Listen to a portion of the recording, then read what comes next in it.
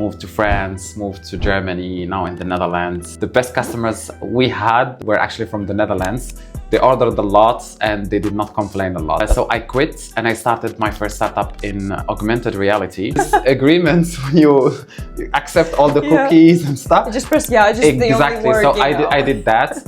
And then I only realized once I was really inside, I was like, whoa. And we tried to go to even China. There are even like articles about us in South Korea. I still need to send like letters all the time. Yeah. Dear PostNL, if you're watching this, please give a discount. I'm really a good customer. And I really insisted on applying for all kind of visas and going with my Moroccan passport. Like some of my neighbors, they see me in the morning like, good morning. And I was like, oh, wow. Are you talking to me? Yeah. But if you make it in Netherlands or like Germany, you can really make it anywhere else, you know? Ladies and gentlemen, welcome to UnitCity podcast.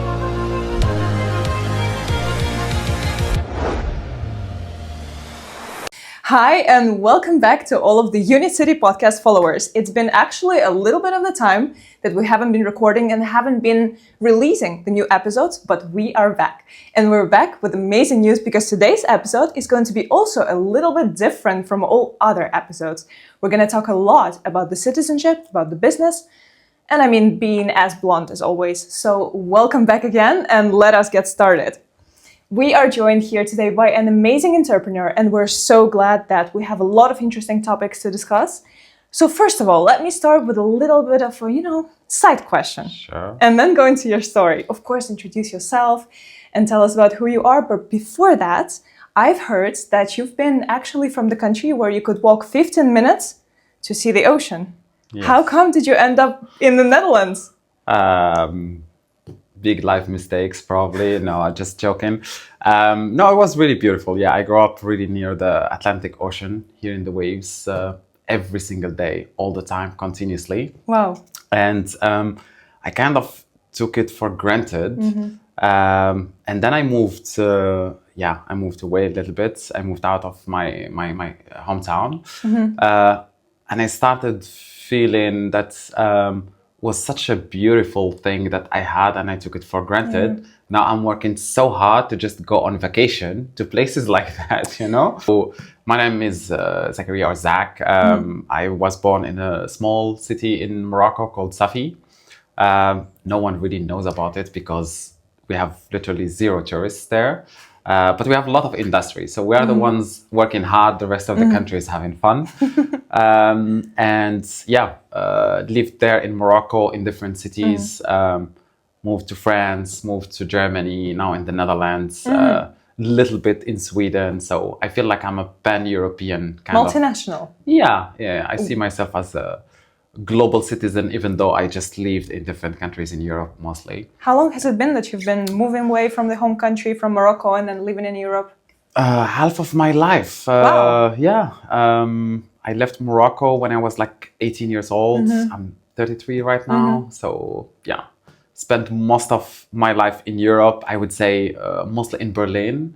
So I still really consider Berlin my hometown because this is where I took all the crazy decisions in life, the brave ones, the big mistakes, and also like where most of my friends are actually. Okay, so Netherlands was not the first choice when it comes to living here. No. How come did you end up here? I built a few startups in Berlin and didn't really work out the way I really wanted.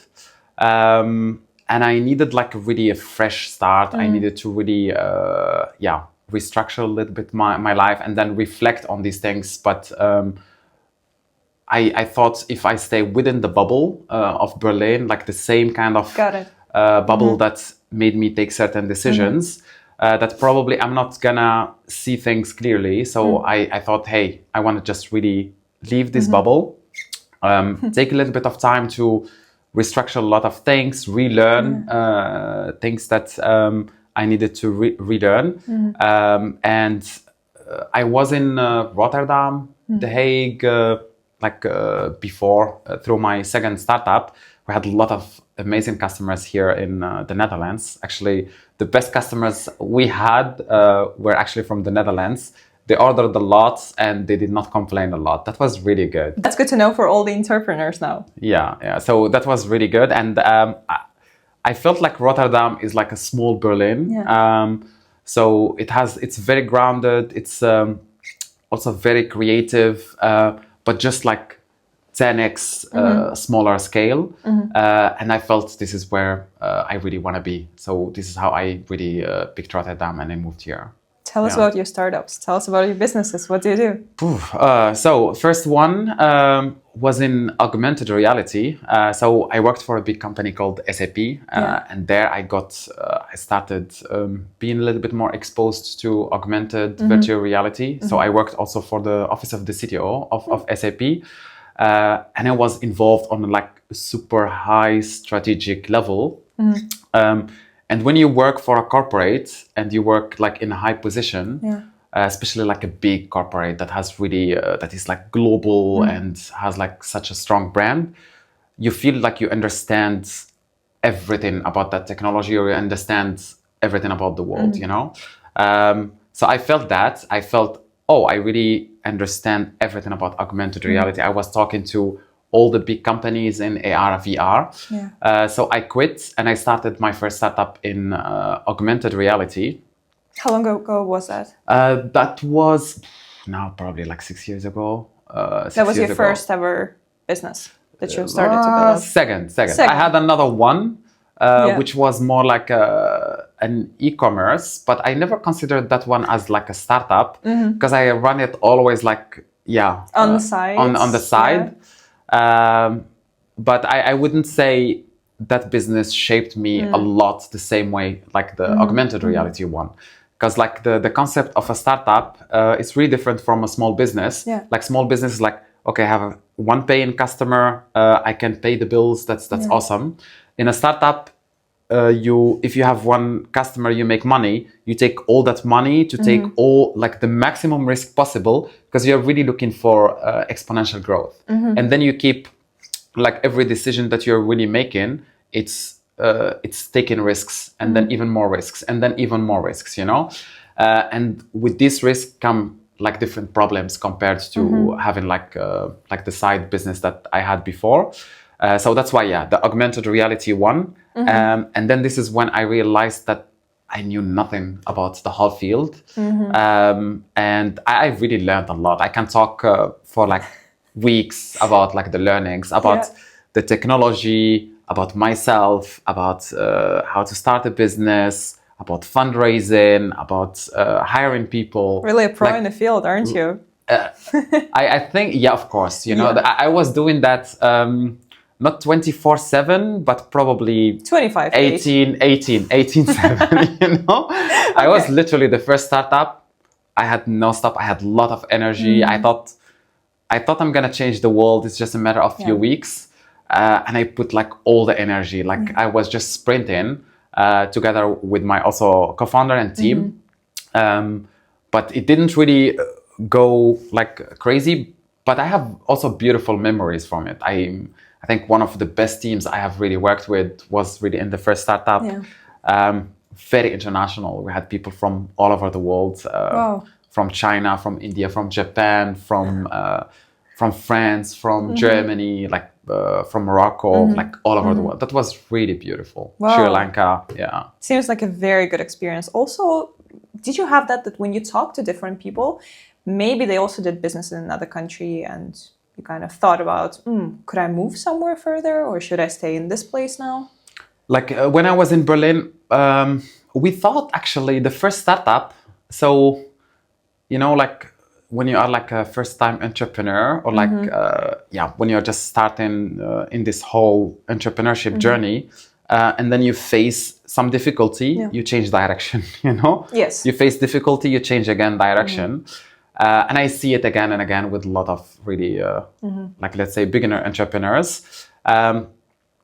And I did the same with my first startup. So we tried to scale like crazy in Germany. And then the moment we couldn't go like achieve the growth that we wanted, we were like, maybe we are actually in the wrong market. So we started considering other markets. Yes. And I was like all over the world. Like I was speaking And we tried to go to even China, you know. Wow. So we were really there in China, presenting what we do, trying to acquire customers in China. We were in the UAE because we were like, hey, they're more open to these advanced technologies, and there is a lot more capital. We were in Switzerland. We tried to go to the US. Like we literally went all over the world with that technology. Saudi, South Korea. There are even like articles about us in South Korea. That was really funny. But then, you know, like after trying to go to all these markets, I would say what I learned that you, like if you really cannot win in your local market, it's really very hard to win in other markets. That's number one. So before you really start, you do your market research.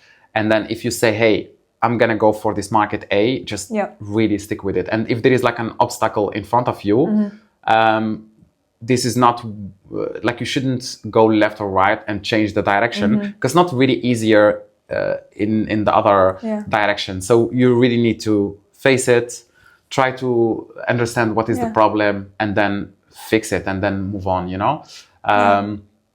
When was the first time that you thought, oh, Netherlands could be something? Netherlands, I think it was more through my second startup, you know? So it was the second one. So the first one was augmented reality, and we started as an art platform, completely different. Then I started another startup in logistics, and it was like Alibaba from Africa to Europe. So I had no clue about logistics. I've never worked in that field, but I was always like passionate about Africa and the developing countries. So I started a small think tank in Berlin I brought together like African diaspora, and we were like discussing every month. We were meeting and we were discussing how can we improve Africa from our position in Europe. And this is where I really started like studying a little bit more what Alibaba did in China, and how it really brought a lot of income to like small producers and helped really develop things there. So I was like, okay, I'm gonna do the same thing in Africa.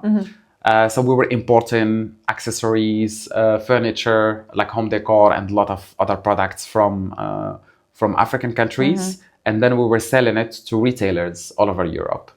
And the best customers were really Dutch customers. Why do you like them so? They paid a lot more money, so they really made bigger orders. Didn't really complain that much, you know? So we had like in Germany, like they also ordered a lot from us, because also I believe we are a German company, but it was like really the focus on the tiny details in the products and a lot of complaints. Like we were customers.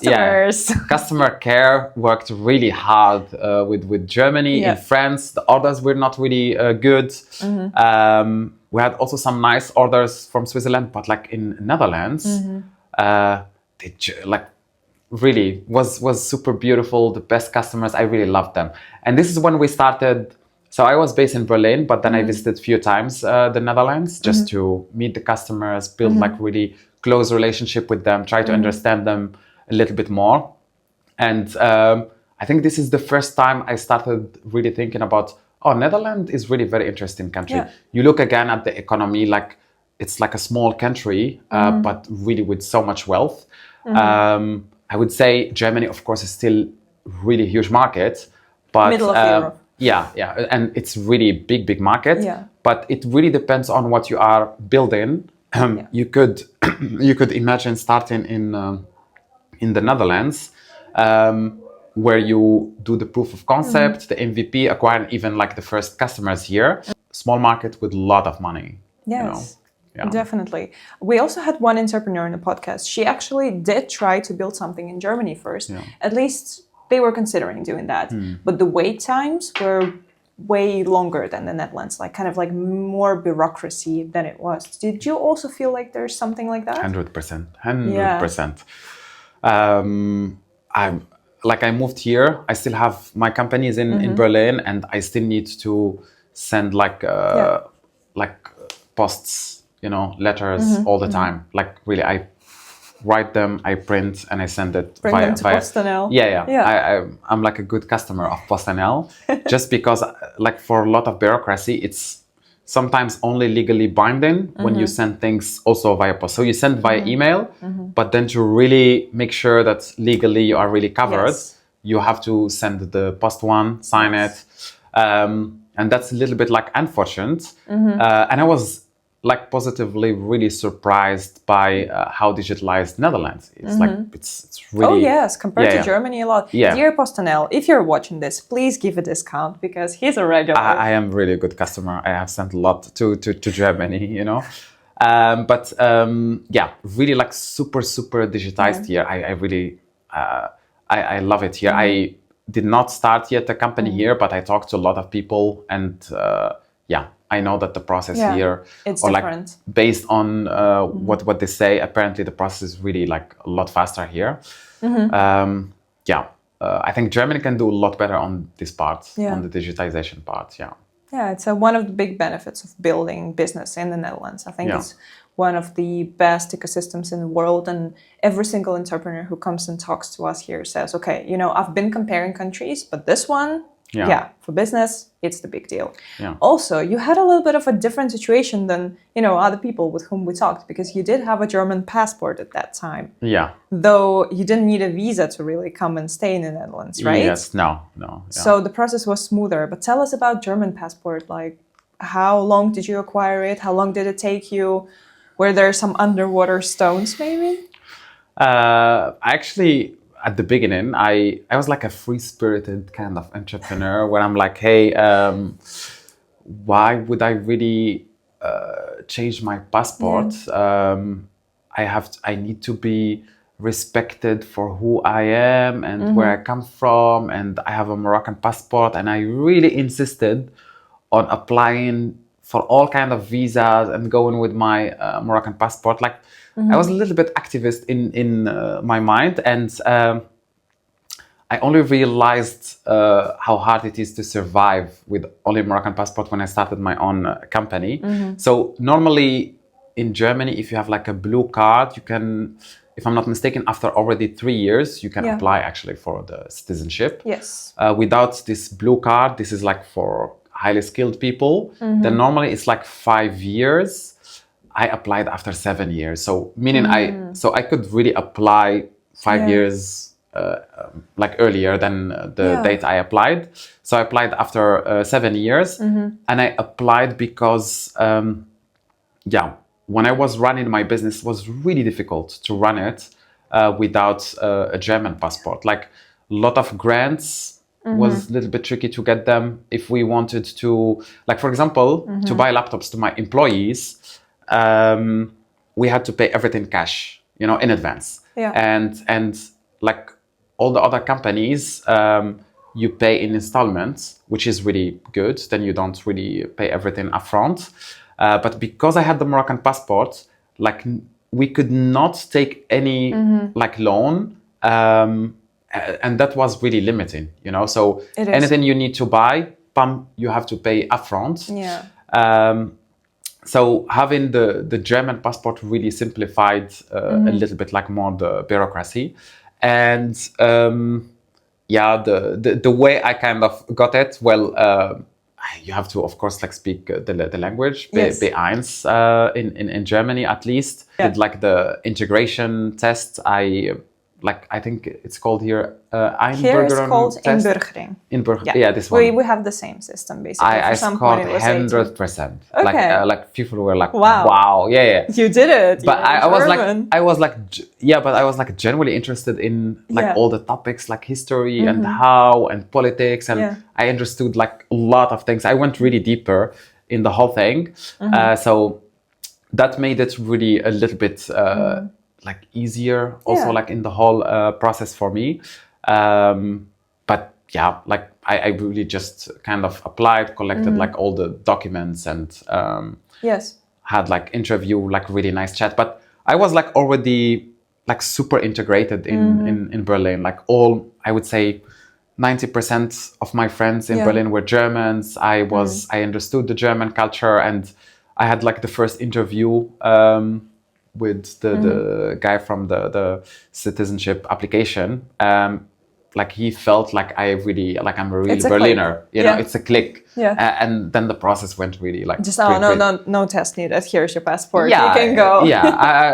I feel Berlin. I could Yeah. breathe Berlin. He is also like from Yeah. Berlin. He could feel the vibe, and maybe it helped. I'm not sure, you know. Yeah. But yeah, I just fulfilled like all the Okay. criteria. You know, it was pretty smooth. It's you a know. good part. Actually, the beautiful part about the UBLU card that you had is also that the years count towards being in another country. So if, let's say, you would move to the Netherlands and you would not have a passport yet, the German passport, the EU passport, you could use these years that you have lived, so to say, also in the Netherlands. So if you lived 2 years before in Germany, that transfers to your Dutch waiting Yeah. time, so to say. Yeah. Do you have any plans to go and apply for Dutch passport?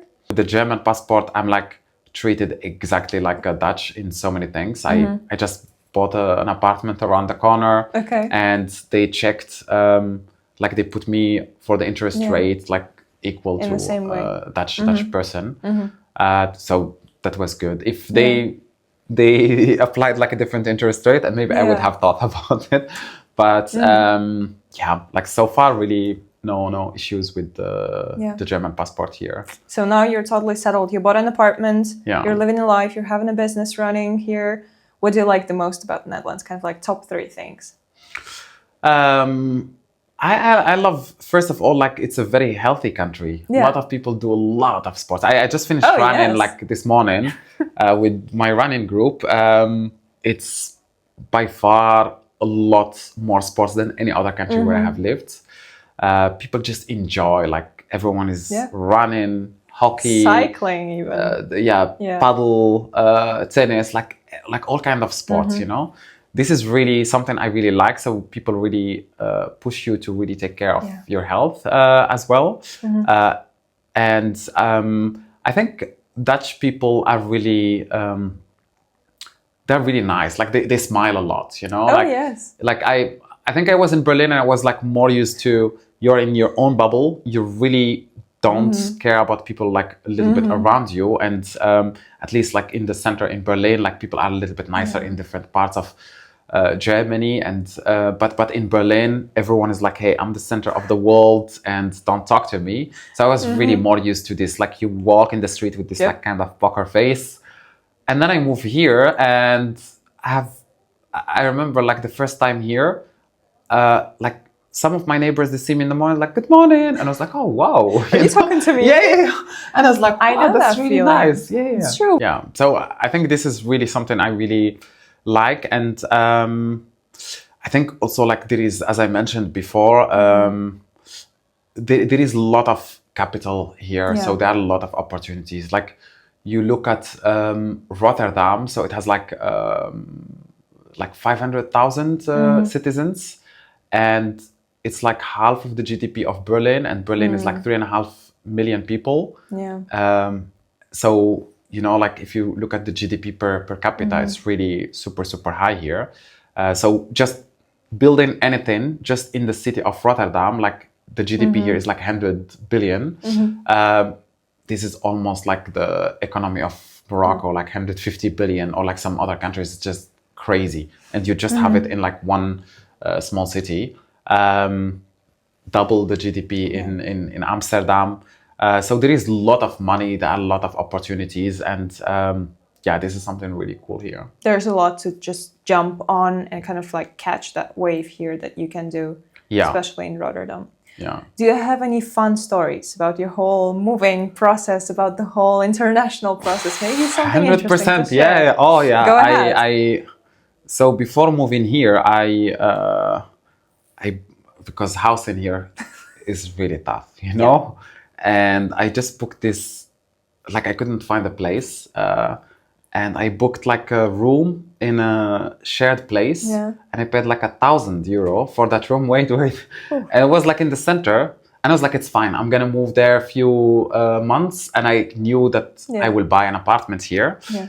But then I came here and it was like the most horrible place I have ever seen, you know? So I think, for people who are really moving to the Netherlands, do expect that, it's really tough, like really hard to find a place to stay. And ideally, You need the right people. like if you know people, that helps a lot. UnitCity does. Yeah, Link in bio. yeah, that's really, really, really super helpful.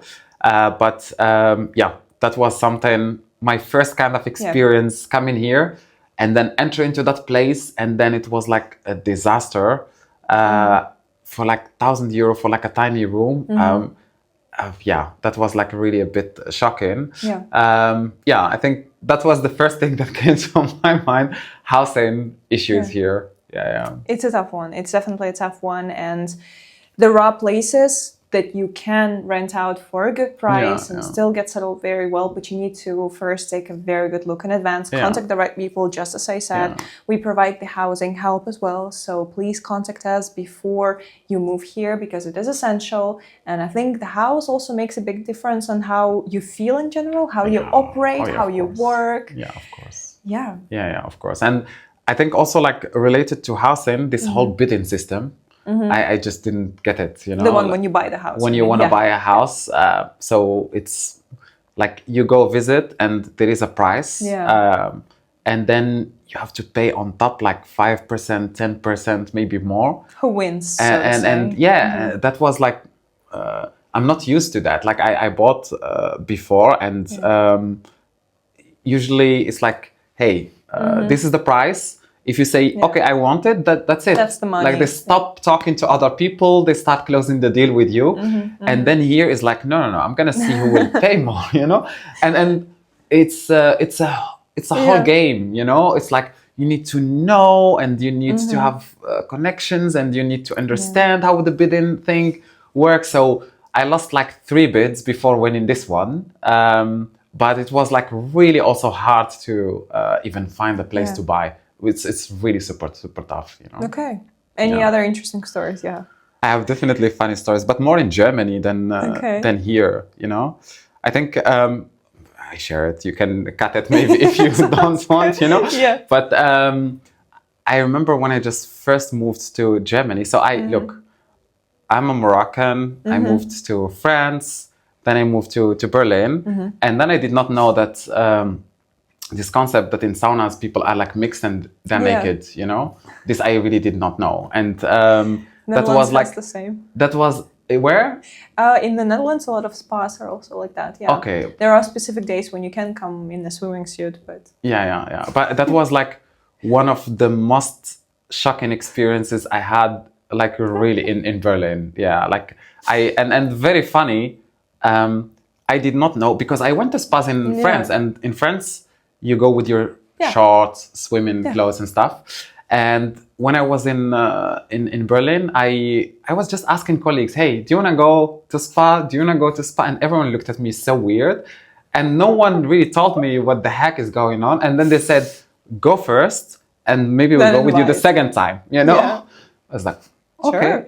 And then I went there and I could not understand German at all. And they said something in German, and basically, they asked me if I really understand what's like how it works, and I only knew the word "yeah," and I said "yeah." It's like, do you know like this agreements when you accept all the cookies and stuff? You just press "yeah." Just exactly. The only word, So I did that, and then I only realized once I was really inside, I was like, "Whoa, what's that?" That was like so shocking. I never really forgot that one. Culture shock is real. Yeah, culture shock. And then I think after that, then, you know, you go to other places, you're like, yeah, whatever, I really don't care. But I think I had most of the crazy experiences mostly in Berlin, like culturally shocking, or maybe in different places in the world. But nothing really too shocking in the Netherlands. It was smoother here. Did you feel like it was smoother? I think it's like a society that is a little bit, it's open, but it's also really conservative compared to, for example, Berlin. Do you feel like you found a good home here?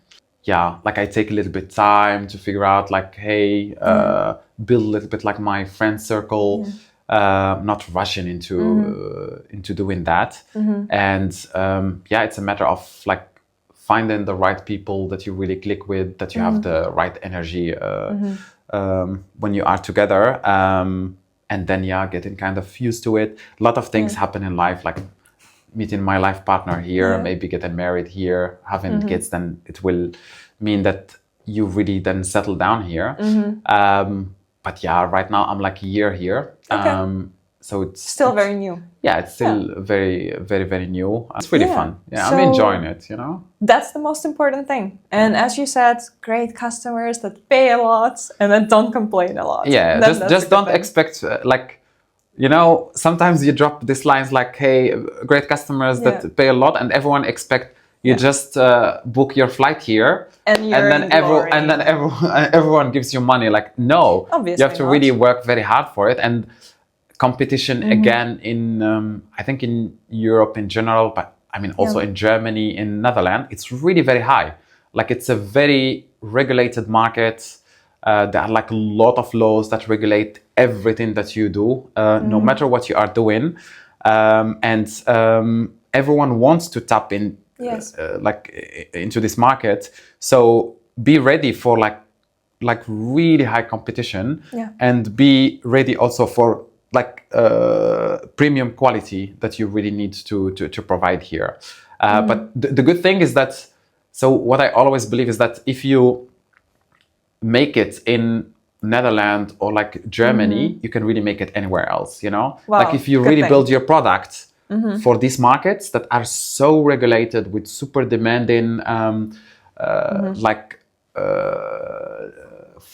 the government, audience that wants more, the government that customers wants more. So it's like everything is really very demanding. If you really build it here, then you go, for example, to India, or you go to different parts like South America. It's a lot easier because you enter already that market with like super high quality, and you dictate or you lead that market into, hey, this is the standard, this is how we should be doing things, So it has the pros and cons. You should just be a fighter, be a competitor, come to the Netherlands or Germany. I think both are really good. Awesome. Your final words of wisdom for the audience, something catching, insightful, good for them to know about the Netherlands, about life, about entrepreneurship. Something from your I think entrepreneurship is really hard. It's a very lonely journey. It's really very tough. You need to really love to compete. You need to love doing something for an extremely long time. So don't really think about, hey, I'm gonna do it like for 2 or 3 years. It's like, can you really do this thing for like 10 years, 15 years? And it means also a lot of sacrifices that you really need to do. Like, you sacrifice a lot of things in your life. You try to balance it a little bit, but still you will end up sacrificing a lot of things. And you have to really think, do you want to do that? Like, not everyone needs to be an entrepreneur. Like, we need other people to do other things. So is entrepreneurship really, really for you,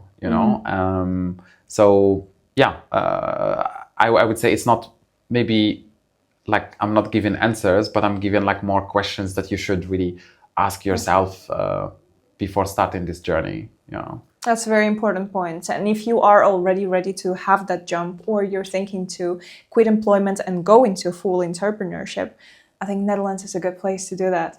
Yeah, 100%. Yeah, I think it's a really good place. Start and go. Awesome. Thank you so much for this amazing conversation. All of the useful links would be in bio. Also, all the information and contact details would be in bio. So you can contact all of the entrepreneurs with whom we speak, and also see their wonderful journey online and follow them. Thank you. Thank you for sharing this. Thank you for giving us this interesting case. Also, with you having, the German passport, that's something very different.